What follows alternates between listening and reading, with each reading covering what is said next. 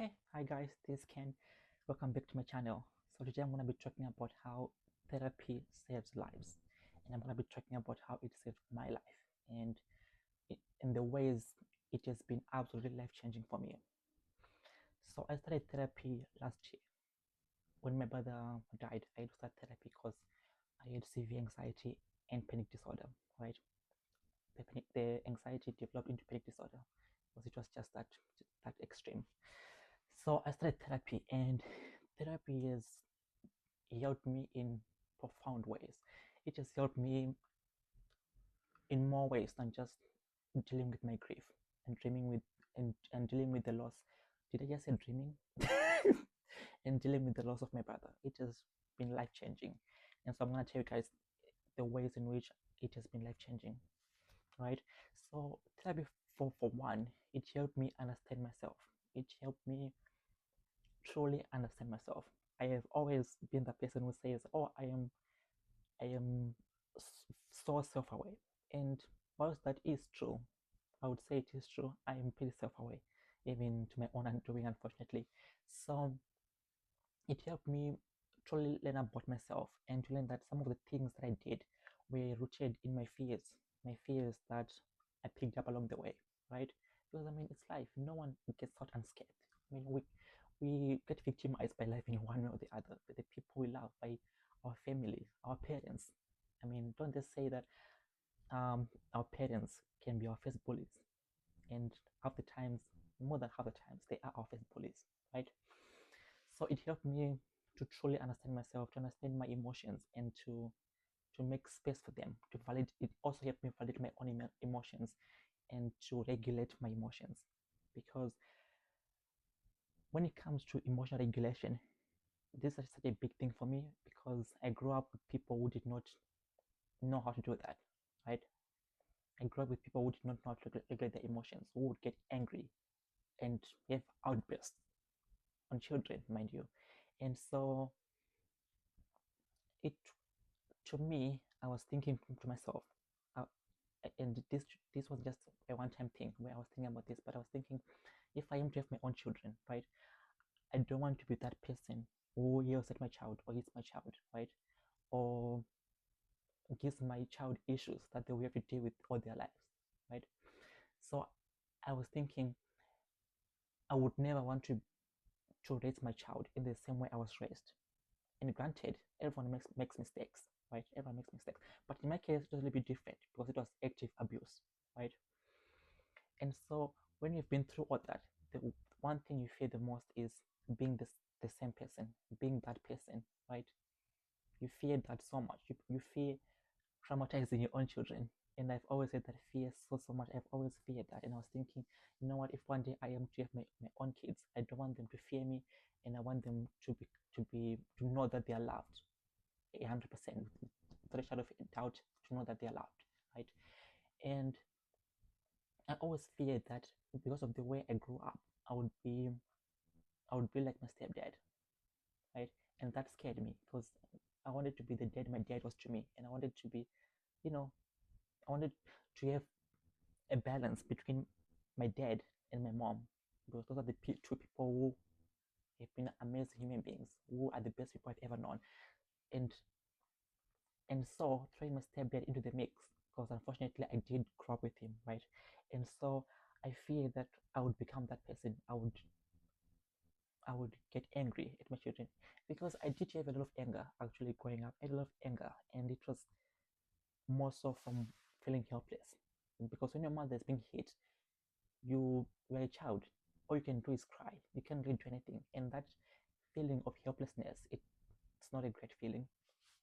So therapy really helped me with that. It really helped me regulate my own emotions, and it really is great because you're not just your emotions. And so when you understand why you feel the way you feel, you can make space for those feelings, but also realize that, okay, these are just feelings. These are not facts, right? These are just feelings. They'll pass, and I'm feeling this right now, and it's okay. It's fine.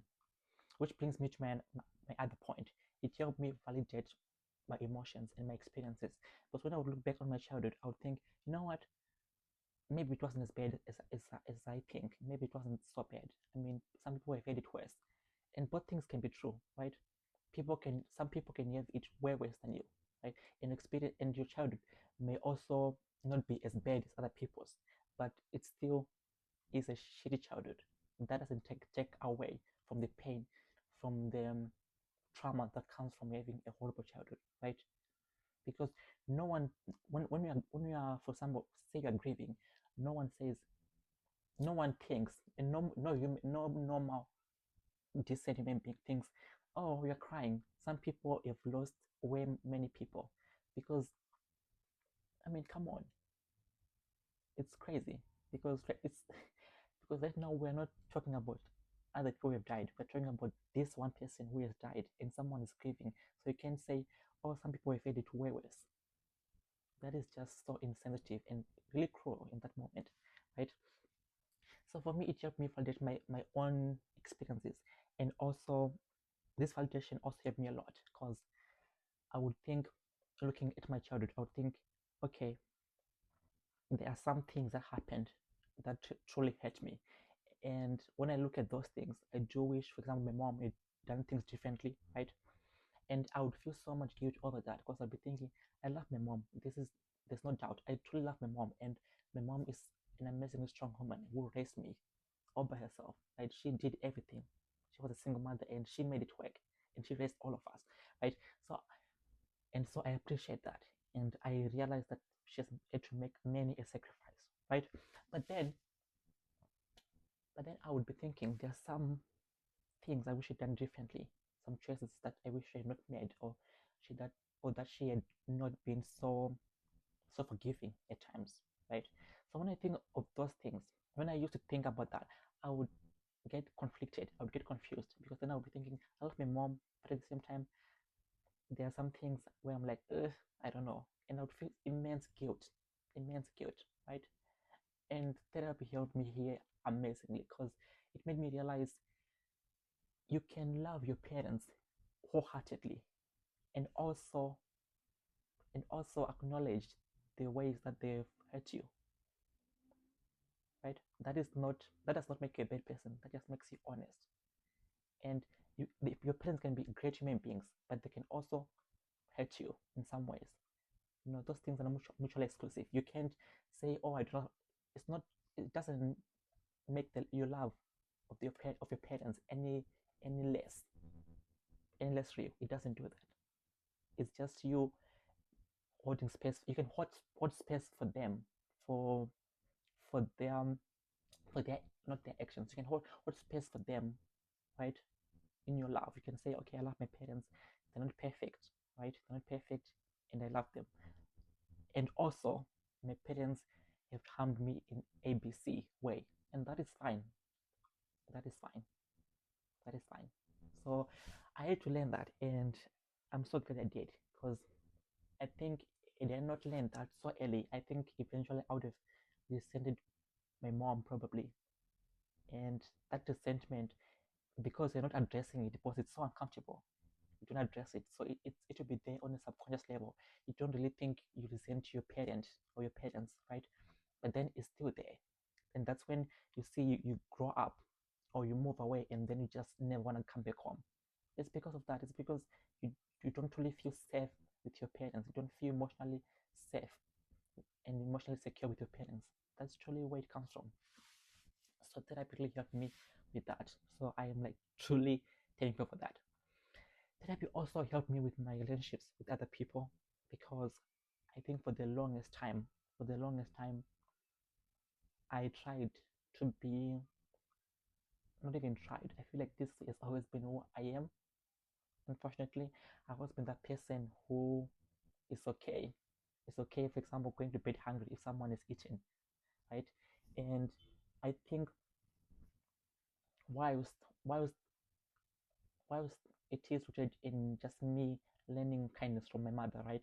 Whilst it is rooted from that, and my mom was telling me that it's okay sometimes to go without if someone really needs that, it's fine, right? And so I grew up with that, and so I learned that, and so it's so it it is truly who I am at my core, right? Because it is what I saw from my mom and what I learned from her truly, and she didn't even have to say it. I just learned from her that it's okay to make sacrifices for the people you love. So the problem here in is, whilst it is who I am at my core, when as I was growing up, because me doing as I was told, me not speaking, or me just being quiet and like going away, being somewhere else, because it would lessen conflict. Because when I would be seen and not heard, or even sometimes not even being seen, I would just disappear to my room.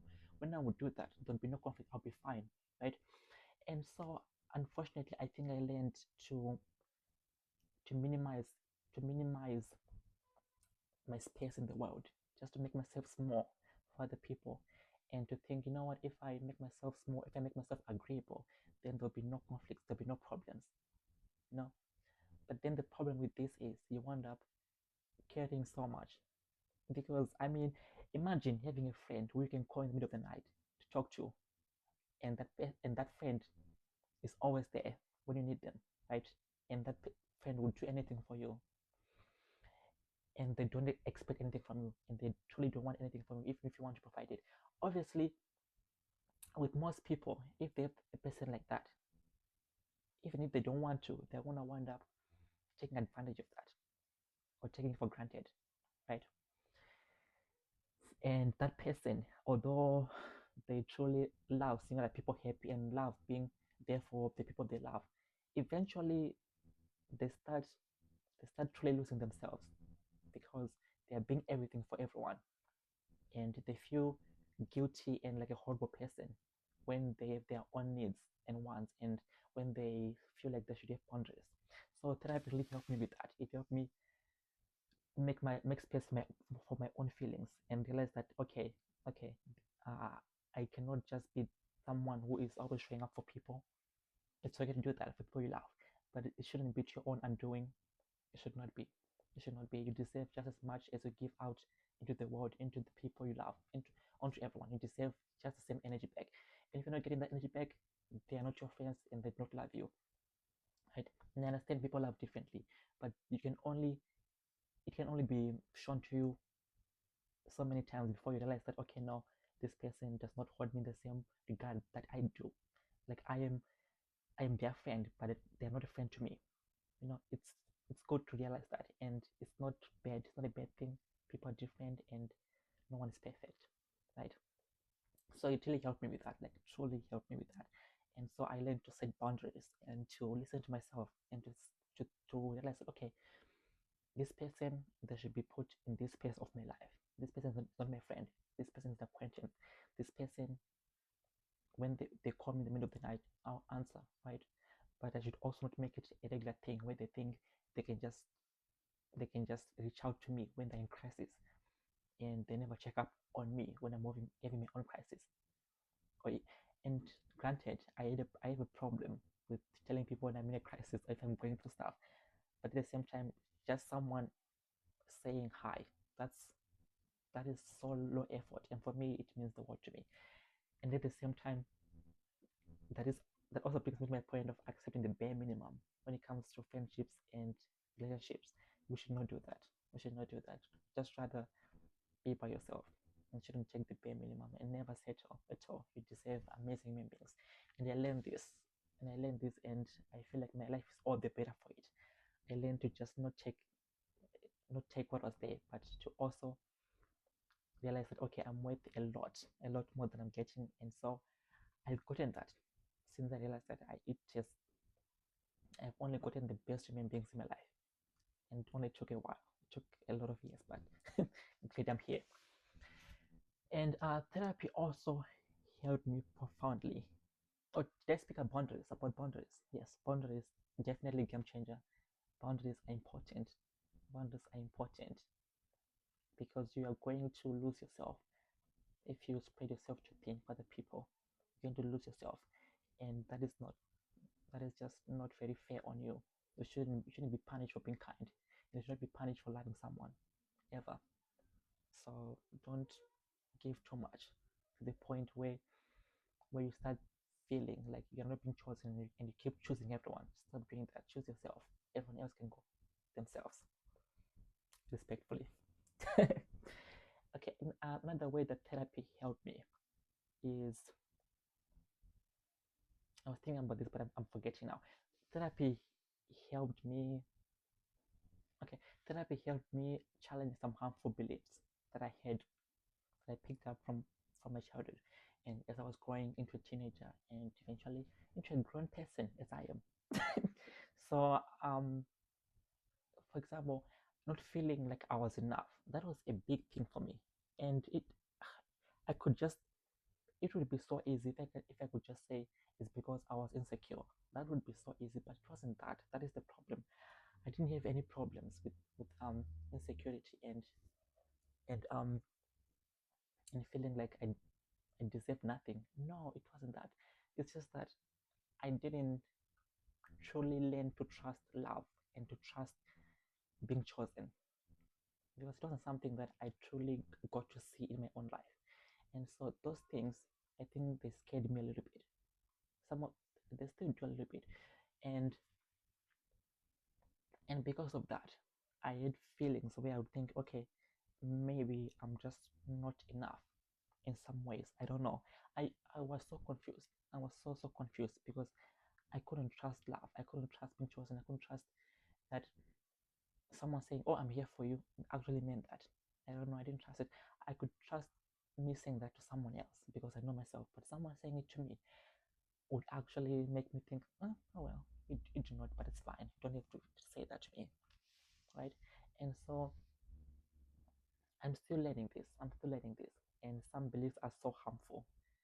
Some beliefs are so harmful because I there were so many that I had, and I'm actively working on some of them. But I'll just say some that I've actually worked on is wanting to be chosen by people, or wanting someone or people in your lives to show you how much they love you, right? No, not that truly. That is another thing that is actually a problem because I didn't grow up truly feeling loved.